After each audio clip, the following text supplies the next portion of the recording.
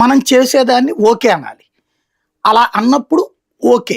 లేదు అంటే గనక ఆ చుట్టూ ఉన్నోళ్ళు చెడగొట్టారు అని చెప్పే పదం వాడతారు. ఇక్కడే అసలు లాజిక్ ఉంటది. నాయకుడిని ఏమి అనలేక కింద పక్కనోళ్ళని తిట్టుకుంటుంటారనమాట. ఇప్పుడు కార్యకర్తలందరూ ఎవరిని తిట్టుకునేవాళ్ళు అప్పుడు? కోటరీని తిట్టుకునేవాళ్ళు. ఏమని?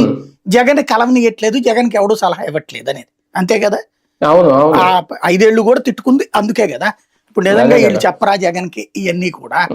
హ్మ్. నిజంగా జగన్ దగ్గరికి వెళ్లి చెప్పే సీన్ వీళ్ళకుందా? హ్మ్. చెబితే విని ఆచరణలో పెట్టే సీన్ ఆయనకుందా? అదే కదా! డెసిషన్ మేకర్ ఎవరుంటారు ప్రాంతీయ పార్టీల్లో? హ్మ్. ఖచ్చితంగా ప్రాంతీయ పార్టీ ఏంటి, జాతీయ పార్టీలోనే ఇప్పుడు సోనియా గాంధీ, రాహుల్ గాంధీ ఇంకోళ్ళ మాట వింటారా? నరేంద్ర మోడీ, అమిత్ షా ఇంకోళ్ళ మాట వింటారా? అదే కదా! వాళ్ళ చుట్టూ ఉన్నోళ్ళని కోటరీ అని పిలుస్తుంటారు. అవును. అలా పిలవబడినోడే విజయసాయిరెడ్డి కూడా కోటరీ అని. హ్మ్.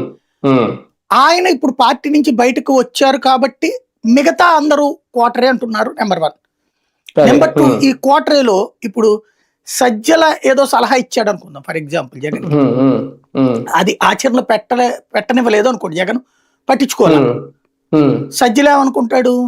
ఆ తర్వాత కలిసిన విజయసాయి రెడ్డి ఏదో ఆపాడు, లేకపోతే మిథున్ రెడ్డి ఏదో ఆపాడు, ధనుంజయ రెడ్డి ఆపాడు అని ఆయన అనుకుంటాడు. అవును. డైరెక్ట్‌గా అక్కడ ప్రాబ్లమ్ ఏంటంటే జగనే ఒప్పుకోంది. కానీ అంతే. ఆయన